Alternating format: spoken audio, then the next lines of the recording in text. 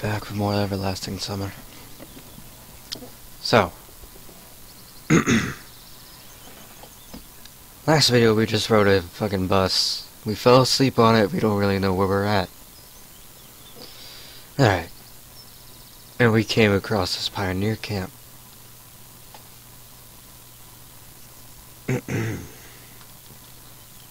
A mere 50 meters ahead, a small one-story house popped up on the left side.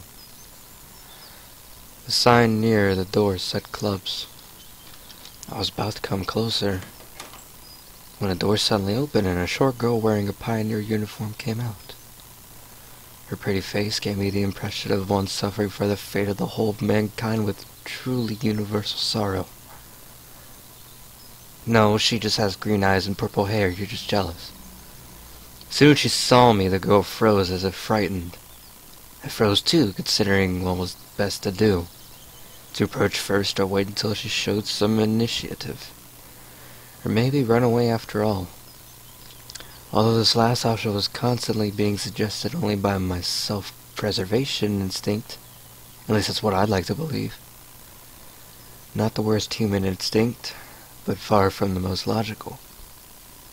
This instinct played poker against deductive abilities. The outcome would be predetermined.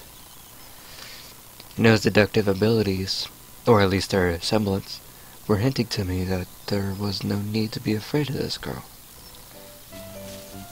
Suddenly, somebody jumped out of nearby bushes. What the fuck? Girl wearing a bright red t-shirt with USSR written on it. What? That says CCCP. Such a perfect reproduction of the age. What? She looked quite short from a distance and probably was younger than both pioneer girls. The one at the gates and this girl at the door of the clubs. Last I decided to come closer, but the USSR, as I called her in my mind, jumped towards the first girl and started telling her something while wildly waving her arms.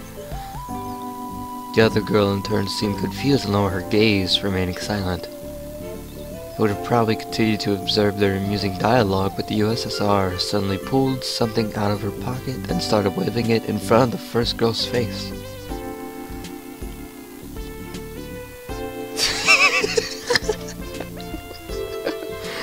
This something turned out to be a grasshopper. Eee! The first girl squealed. She must not be too keen on insects, as she instantly rushed off towards the place where Lenin presumably made his speech about the workers' and president's revolution. That is to say, towards the square. The USSR glanced at me, grinned playfully, and dashed after her. Not a bad start to the day. I have absolutely no clue where I am. Besides that, there's some kids here role-playing as pioneers.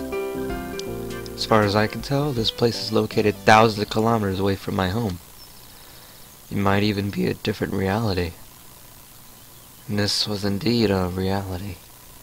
I mean, everything around me seemed so real, if a little embellished, that I was starting to think that in fact my previous life could have been just a dream.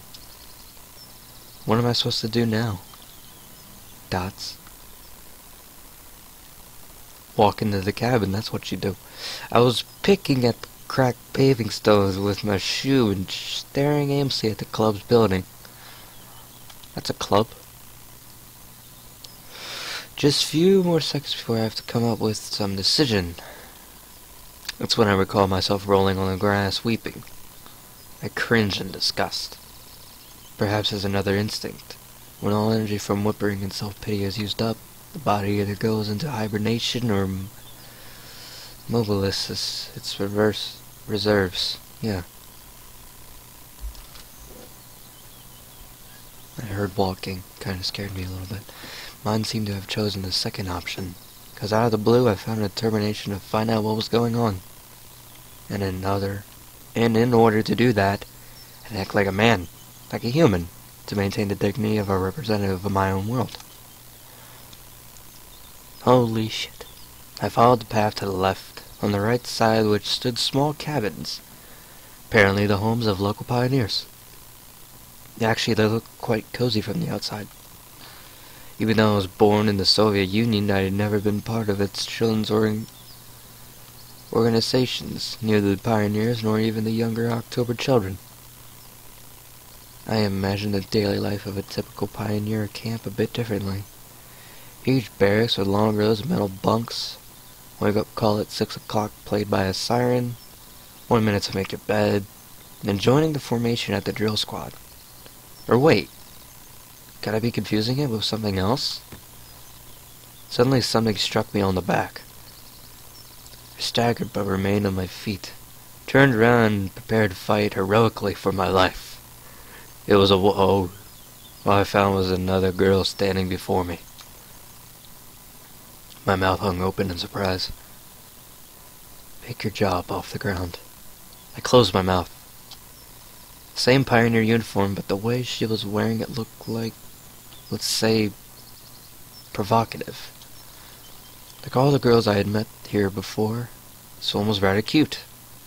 But her overly arrogant expression killed any desire to get to know her better. New here, are you? Dots. Fine. See ya. She threw a threatening glance at me and walked past. I waited for the pioneer girl to turn at the corner. Who knows what else she might have been up to.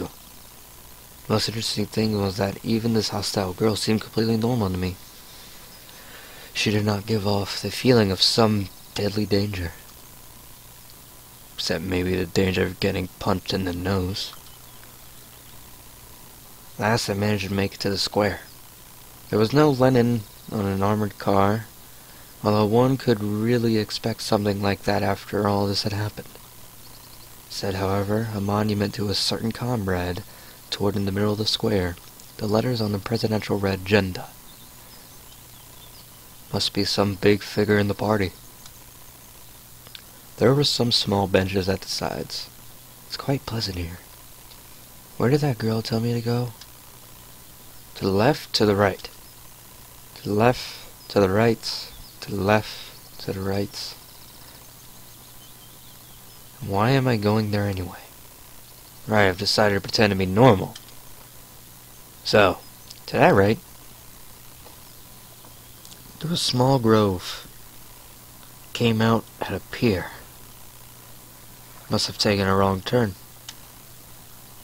Wrong way. Turned towards the voice. It's the same oh my god. That first girl stood before me. Now what did I tell you? Take a left at the square, wasn't it? She had changed from her pioneer uniform to a bikini. Oh, I still haven't introduced myself. My name is Slavia. Actually, my full name is Slaviana, but everyone calls me Slavia. So you can too. Yeah. Still felt a bit confused, so I could not come up with more meaningful answers. What's your name? Felt like she could see right through me. Yeah, Semyon. Nice to meet you, Semyon. Now I'm going to seduce you with my gorgeous locks. Alright, I'm almost done here. Could you wait here a minute? I'm going to change and we'll go to Ogla Dimitri together. Agreed? Agreed. This exchange, she ran off, sat on the pier and let my feet hang into the water. I was wearing heavy winter boots, but in such weather there was nothing wrong in getting my feet wet. Furthermore, it let me cool myself a little. Looking at the river, I was brainstorming and processing everything that has happened. This is some kind of conspiracy, it's a weird one, even too friendly at times. No, it really looks more like a random event. Some entirely incomprehensible random event. Shall we go? Sure. I'd prefer you to be in your bikini, though. Standing beside me dressed in the pioneer uniform again. Let's go. I've been here for a very short time, but of all that people I've met, she looks at the least suspicious. Why would she be suspicious? However, this fact is already suspicious itself. We walked to the square. The USSR girl and the girl who hit me in the back were there chasing each other. Is that some kind of game they're playing? Liana, enough running. I'll tell everything to Dimitri. Aye, aye, Captain. Who the fuck is Yana? I decided not to question Salvio for a while about what was going on with the local residents. Better meet with this mysterious Dimitri first. Sounds like she's the boss here. I don't think Dimitri is a girl. We walked past the rows of almost identical cabins, some of which looked like fat beer barrels, while others looked more like household sheds. Finally, Slavia stopped in front of a smallish one-story cabin. Looked like an artist's painting, with faded paint chipping here and there with age, sparkling in the sun. The window shutters, slightly ajar, swaying almost unnoticeably in the wind, and huge lit bushes were growing at the sides. Seen of this ramshackle hut was drowning in a storm of purple silk and the lilacs, like some elemental force were inexorably destroying the troop's leader's house. What are you standing around for? Let's go. Slavia stepped me out of daydreaming. Voice, stop teasing Lena already. Jesus Christ! Rena? Sounds like there's someone inside. Who the fuck is Rena? Indeed, a moment later the door swung open and Liana ran out and dashed past with the same mischievous grin. Big-tailed girl came out next. Don't let it bother you, Lena. So her name is Lena. Gotta be thankful it's not Rena, at least. Who the fuck is Rena? But I don't. Instead of finishing her sentence, she buzzed and quickly headed towards the square. For some reason I felt like turning and following her with my eyes, but Slavia said, "Come." On my face. We entered the cabin. That fucking painting is frightening. Jesus. Inside it looks something similar to what I'd imagined. 2 beds, table, couple of chairs, a simple carpet on the floor, wardrobe. This is what you imagined? Nothing special, but at the same time it felt home-like and cozy, although this room was almost in the same state of disorder as my own flat. The girl standing near the window appeared to be about 25 years old, and a sexy brunette. Nature had obviously gifted her with a pretty face and a good body. This one thing can keep you happy in this pandemonium. The locals are beautiful. You're finally here. Excellent. My name is Dimitri. I'm the camp leader. Nice to meet you. I'm Simeon. I decided to talk as if I wasn't surprised by anything that was going on. She came closer. We've been expecting you since early morning. What? You've been expecting me? Yes, of course. When does the next bus come? And why do you need it? Yeah, right. Why would I need it? Guess I shouldn't ask direct questions. People here may react to them quite unlike how I'd prefer. And I doubt I'd get any answers.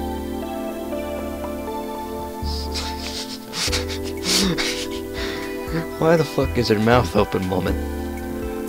By the way, where are we exactly? Our mailing address, I mean? I wanted to send a letter to my parents to tell them I got here fine.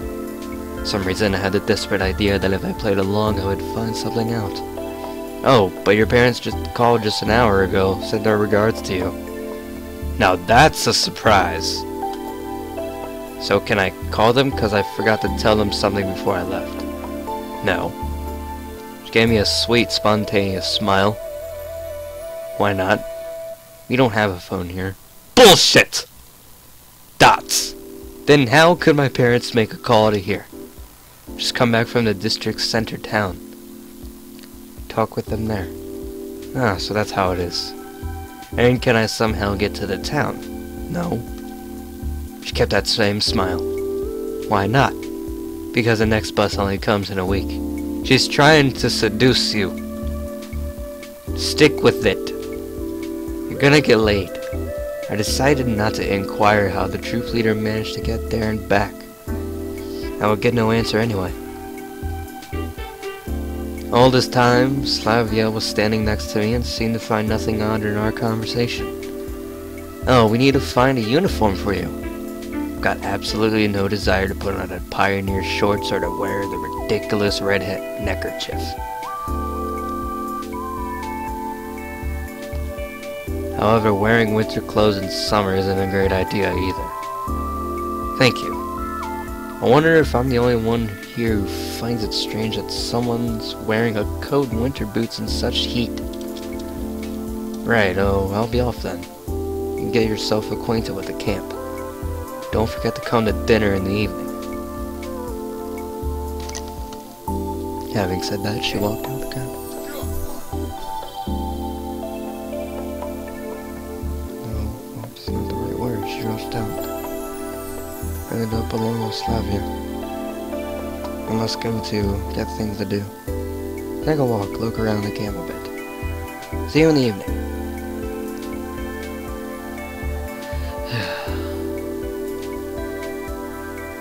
If there is no threat or catch to this, then this reality, as embodied by Slavia, becomes more and more appealing. First time today I realized that it was awfully hot in here. Although obviously my winter clothes were to blame for that. Took off my coat, dropped it into the bed. The pullover followed it. I was now wearing only the shirt. It's much better. All I could do now was follow their advice and go look around the camp. Try to find something out in the meantime. Passing the local resident district, I saw a pioneer guy coming my way.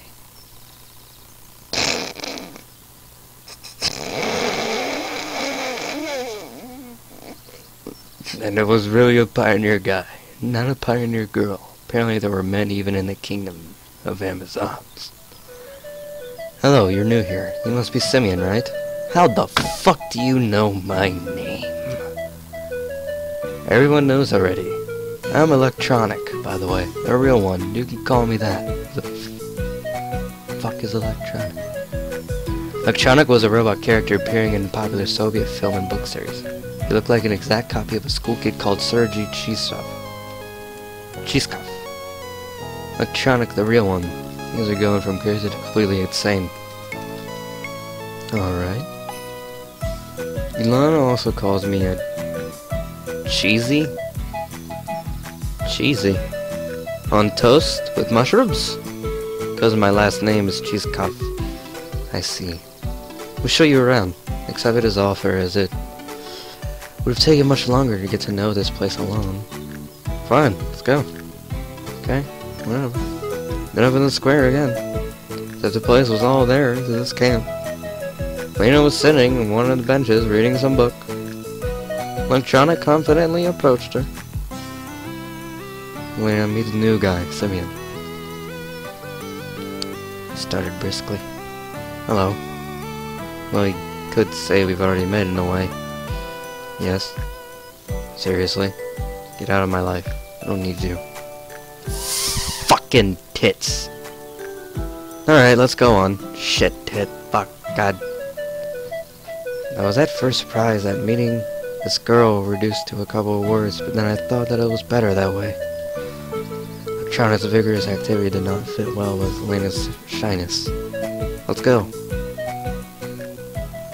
Came to a building which instantly identified as a canteen. And this here, I know, this is where you consume organic food. Something like that. The canteen's porch to the unfriendly girl who hit me on the back earlier. The sight of her, my joking mood vanished in a blink of an eye. Really? Now's not the best time to be pulling this guy's leg, even though he is quite hilarious. Who? He's not even funny. If he's been saying jokes, I've been laughing at none of them. Damn it, Steam. First, I need to figure out what's what here, or at least where I am. Her, over there, it's Alyssa. Some last name. Careful around her. She likes to abuse people. Don't ever risk calling her Diva. She doesn't like that. Diva means two in Russian. The whole nickname sounds exactly like Tuj in Russian. A reference to the late anonymous image board? Wait, hold on. I'm Googling this.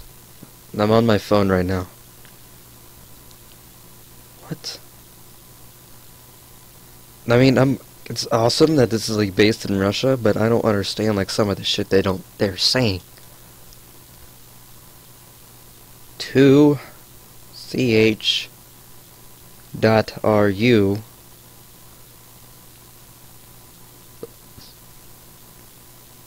Yes, use Chrome, dumbass.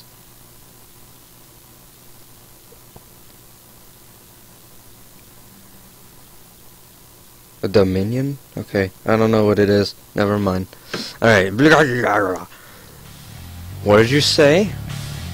Oh shit. She must have heard him. The blink of an eye, Lisa jumped down from the porch and dashed towards us. Alright, you'll manage from here onwards. Electronic took to his heels.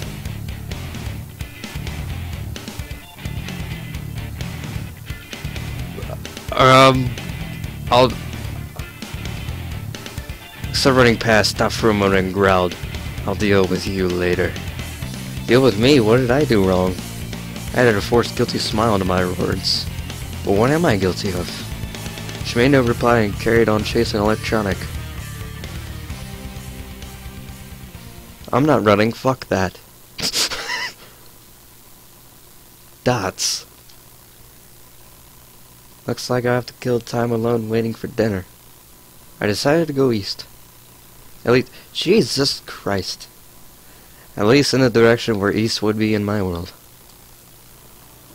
Soon after, I found myself near a football pitch. The game was in full swing there. I guess watching it for a little bit wouldn't do any harm. My childhood and teen years, I was not a bad player myself. I even thought of going professional. But a few injuries in a row killed my desire to risk my health for the sake of uncertain chance in the game. Kids of different ages were running around the pitch. I could see a boy of about 10 and a girl about 14 years old. A girl. Hey, that's Uyana. Alright, so she plays football. That's so surprising. She seems a restless one after all. I was standing quite far from the pitch, but she still noticed me. Hey you, Uyana shouted. Wanna play? I didn't know how to answer. On the one hand, running around for 10 minutes, no big deal. On the other hand, any wrong move in my situation could be my final one. In any case, my attire wasn't suitable for this weather. If I played in winter boots and warm jeans, I would sweat like a pig. Playing barefoot without jeans would be simply unethical. Maybe another time, alright? Shouted a response, turned around and walked back. Was followed by Yuna's screams about my pants, or about me being a pansy or something like that. What's wrong with my pants? I like these pair of jeans. Every evening was falling, making me feel tired and empty after a day wasted with no real purpose. Dots? A lot of dots in this. Came back to the square, sat down on the bench and gave an exhausted sigh. Better sit here and wait for dinner. After all, it's easier to search for answers when you're not hungry. They do give food to the people here, right? No, it's curious how the simplest human needs can break the will to ponder on things, to strive for something. For example, I feel hungry now, so I care much less about where I am or what is happening to me.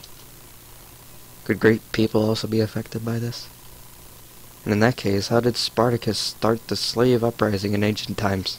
I can only conclude that I am not a great person. It does not really matter which mechanism I serve as in gear. Society, a matrix, we pioneer camp.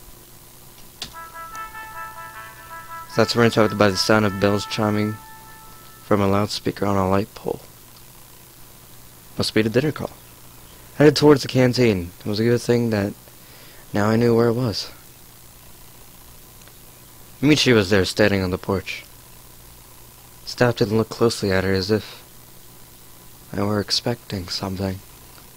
She looked back at me for a while, but at last came closer. Samuel, what are you waiting for? Come in already. 'Cause nothing bad can happen if I go with her. Except she'll seduce me. Someone back me up here. Holy shit, that's a lot of people. Two of us went inside. Canteen looked like a canteen. Had a chance to visit a factory canteen at some point in my life. This one was exactly the same, just maybe a bit cleaner and more modern. Metal chairs and tables, glazed tiles on the walls and on the floor. Unsophisticated tableware with the occasional crack. What? Guess that's what a canteen in a pioneer camp's supposed to look like. Simeon, wait a moment. We'll find you a place to sit. She looked around the place.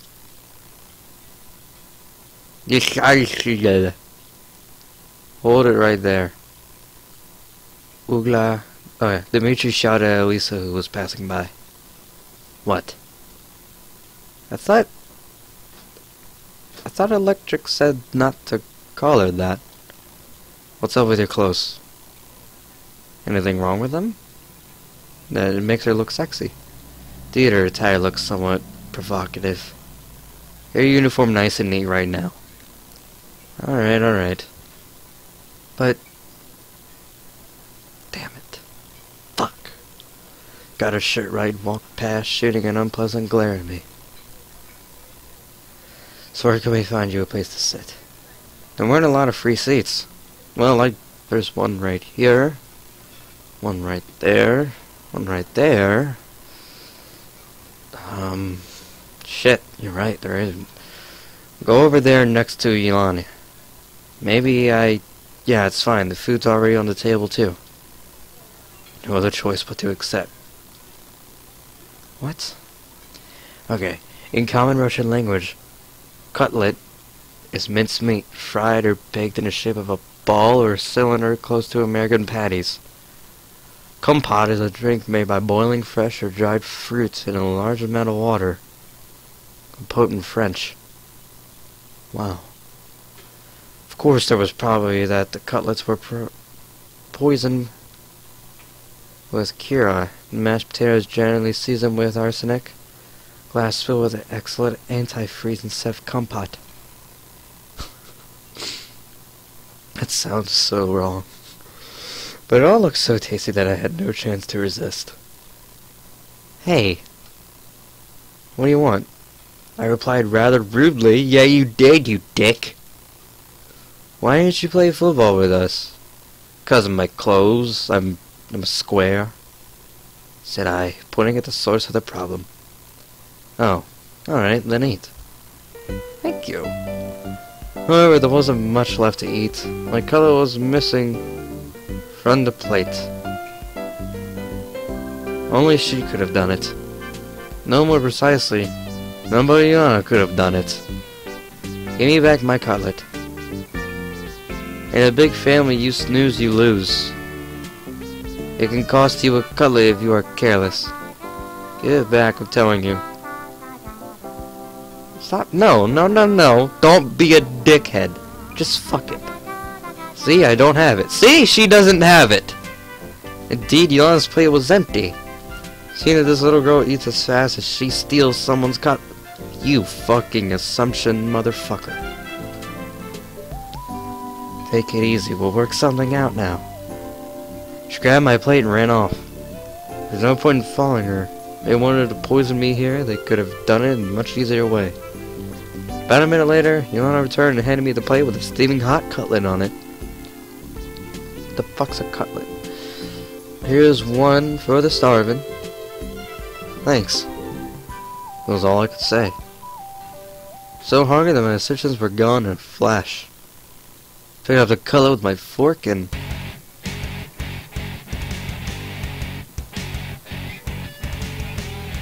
What the some bug. What the fuck? Not a bug, an insect. Got legs and it's wiggling. That's disgusting. Plate filled with floor and broken to pieces. Chair hit me hard on my leg while falling. It's like insect since I was a child.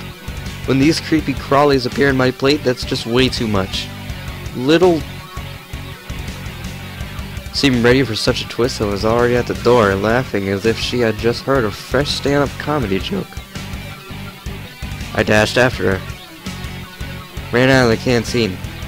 We were just a few dozen meters apart, and I felt I would catch this little girl easily. Ran through the square. Past Club's house. Ran into the forest path. Started to gasp for breath. Should have quit smoking, I guess. I would have passed out of sight in the next turn. Can't be true that she managed to get away from me.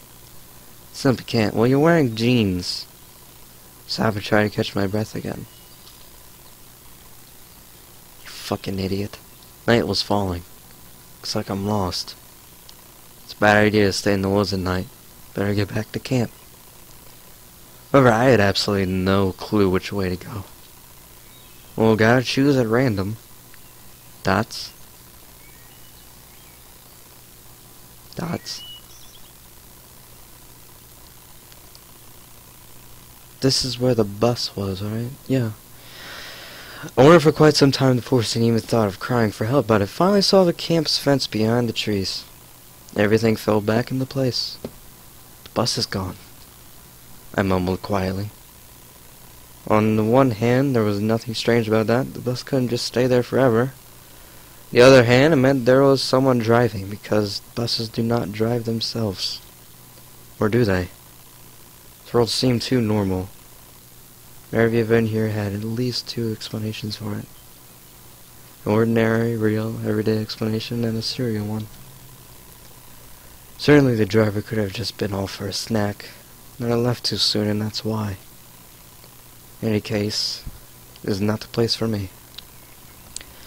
Whether that bus drives itself or not was probably an important question, but it was much more important to know how I had got here at all.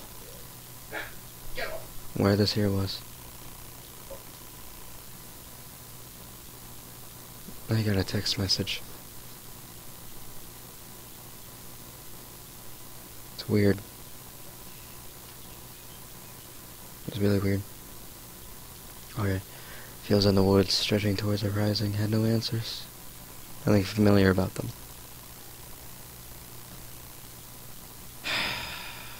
Jesus fucking Christ. Alright, I'm gonna end the episode there. Because stuff. And stuff. And stuff and stuff. And, yeah. See you guys next episode.